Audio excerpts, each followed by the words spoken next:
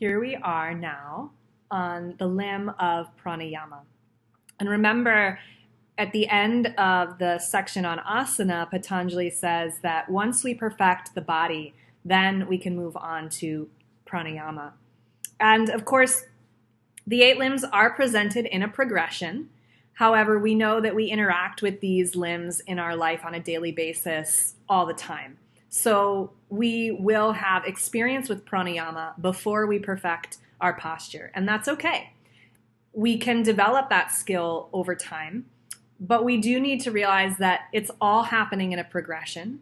And the more that we develop our relationship with our posture, our seat, these ideas and principles that we talked about when talking about asana, the more we will be able to understand the nuances and the benefits of pranayama, which is not to say that we won't understand or benefit from pranayama before we perfect the posture or master the posture. But everything does follow this progression where the benefits continue to compound the more and more we understand the nuances and the subtleties of each of these ideas. So if your relationship to pranayama is deep, great. If not, that's fine too. Know that you will receive the benefits and the understanding that you need based on where you are in your path. And those benefits and understanding will continue to reveal themselves and unfold the more that you study these ideas and have these experiences in your own personal practice. So Sutra 249 says, after you perfect your posture, you can begin to regulate the flow of your inhales and exhales to expand prana throughout the body. So again, that doesn't mean that if you haven't perfected your posture yet, or these ideas and principles that Patanjali offers when talking about asana, that of course you can still regulate the flow of your inhales and your exhales. Of course, you might still be expanding prana throughout the body, but your relationship and experience of this expansion of prana will become more nuanced, more obvious as you better integrate the principles of asana and yama and niyama. The more that we integrate, the more that we understand. That's all that Patanjali is really saying here. So open yourself up to the possibility that this progression will continue to progress at all of these different levels. I almost think of it as like each of these different limbs has its own progression path. And in any one of those given limbs, we're on a different progression path in all of them. I could almost look at it like a bar chart or graph. And it shifts and it changes throughout time. Sutra 250 lays out what pranayama really looks like according to Patanjali. Regulating the breath involves 3 steps. 1, regulating the exhalation. 2, regulating the inhalation. 3, regulating retention of the breath. The regulation of the breath can be measured by place, time, and number. The goal of regulating the breath is for the breath to become long and fine. So here's why I absolutely love this sutra. Pranayama is often presented to us as yoga students and as yoga teachers as these really fancy techniques. So we learn about Ujjayi breathing, and we learn about Shatali breathing and Nadi Shodhana, or alternate nostril breathing. And maybe you learn about Bhastrika, and maybe you learn about these different types of breathing practices, which might all be very helpful and very wonderful. And I personally like all of these things. But that's what we learn about pranayama. We learn that pranayama is the technique. And the technique is great, but Patanjali doesn't care about the technique so much as he is offering up a broader framework within which we can apply many different ways of practicing pranayama. So in that way, I think that Patanjali's presentation of pranayama is much more accessible. You don't have to know how to do these different techniques. Yes, they're helpful and beneficial, but you don't need them to breathe. All you need to do is be able to regulate your exhale, be able to regulate your inhale, and be able to regulate the retention of your breath, which is the pauses at the top of the inhale and the bottom of the exhale. My teachers call retention retention when you're holding the breath or pausing the breath at the top of the inhale, and suspension when you're holding the breath or pausing the breath at the bottom of the exhale. And I think that that's helpful just as a language piece so that students or ourselves know what we're talking about rather than using retention for both the pause at the top and at the bottom of the breath. So if all we have to do is regulate our exhale, regulate our inhale, and regulate our retentions, well, that's pretty simple, and it doesn't require any strange techniques. It doesn't require any use of the hands. It doesn't require any restriction anywhere in the body. The regulation of the breath can be measured by place, time, and number. What does this mean? It means that we can place our awareness of the breath in any different part of our body. We could become aware of the breath in the nostrils. That would be a place. We could become aware of the breath in the belly or in the heart or in the back of the throat. So when we're practicing Ujjayi breathing, we're really placing a lot of awareness on that restriction that we create in the back of the throat. We're really placing awareness on the breath as it flows into and out of the back of the throat.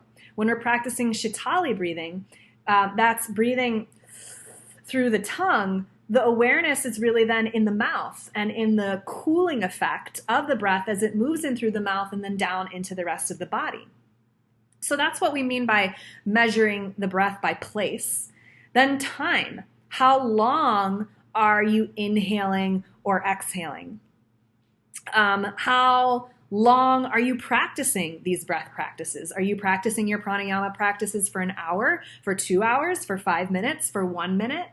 And then number, how many counts are your inhales? How many counts are your exhales? How many counts are your pauses?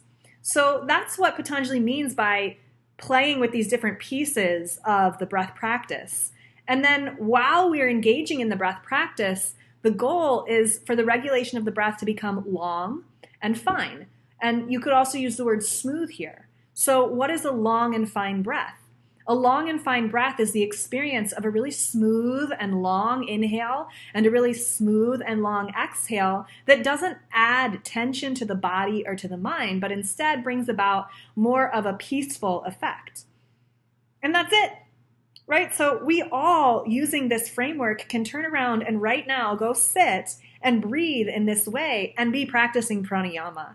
And the reason that I like to present pranayama in this way is because I think so often we get scared by the presentation of pranayama because it is presented with all of these techniques. And yes, there is power in these practices. There is power in working with the breath. Yes, it is important that we learn how to work with the breath from teachers who know what they're talking about, because working with the breath can do harm if we're not careful, if we don't know what we're doing. But at the same time, working with the breath can bring about so much incredible benefit. And if you're not getting caught up in these really extreme practices or trying to hold the top of your inhale or the bottom of your exhale for 20 or 30 or 40 counts, which is the count that you might find in some of these traditional ancient texts. But if you're just holding your breath at the top of your inhale for 1 second and at the bottom of the exhale for 1 second, because that's where you are in your practice, and that's what allows you to feel the effects of breath, then you are practicing pranayama. That's where you are on your path. And that is totally 100% okay. Maybe someday you work your way up to holding the top of the inhale for 20 or the bottom of the exhale for 20 counts. And maybe that doesn't matter because you're still able to experience what you need to experience from your pranayama practices by accepting where you are and being with the experience of the breath with just a 1 second count. So taking this framework gives us a ton of opportunity to innovate and to present practices for ourselves and for our students that are 100% accessible and not dangerous at all. So I want to empower you to teach pranayama, to practice pranayama in this way. Don't worry so much about the techniques as much, although you could layer this same framework in any of the techniques to bring about very specific outcomes. That is where things start to get a little bit more dangerous But if all you're trying to do is find a long, fine breath, I'd say use these ideas and start practicing and see what you find.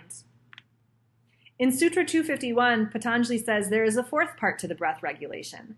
The fourth part is experienced when one is able to transcend the previous three parts of the breath. So what does that mean? Well, now we're moving into a more nuanced, more subtle experience, and there are no words to describe what that experience is. So Patanjali can't say anything other than to acknowledge that something happens once we really start to breathe. And it happens on this subtle, nuanced, energetic level. It's an experience, so it can't be taught. We can teach people how to breathe and how to regulate their breath and give them these different breath practices to play with. But we can't teach them this fourth part of the breath. It's something that they experience on their own in their own path. And I'm presenting this here to you just so that you know there's nothing really else to say about it other than working with the breath can lead you to this fourth experience. When you have experienced the fourth part of the breath, the veil that has been covering your true self disappears. This experience of the fourth part of the breath is what helps us start to reveal or uncover that veil that is covering our true self, clouding our vision, confusing us, and leading to a lack of clarity. So it's this experience of the fourth part of the breath that really gets us in connection with that clarity that leads us to our true self. And finally, Sutra 253, practicing breath regulation readies the mind for the sixth step of the 8 limbs, concentration. So doing these pranayama practices are really helpful for preparing the mind to ready itself to receive the information that is needed to help us find that clarity that connects us to our true self. So, what are some of the principles that we can apply to pranayama practice? Progression. Start where you are. Acknowledge where you are. Go from there. Simplicity. Keep it simple. Don't make things more complex than they need to be. Let go. Let go of some of the techniques. To get to that fourth part of the breath, you have to let go of regulating the inhale, regulating the exhale, and regulating the retention. It's that letting go that then opens you up to the experience of the fourth part of the breath.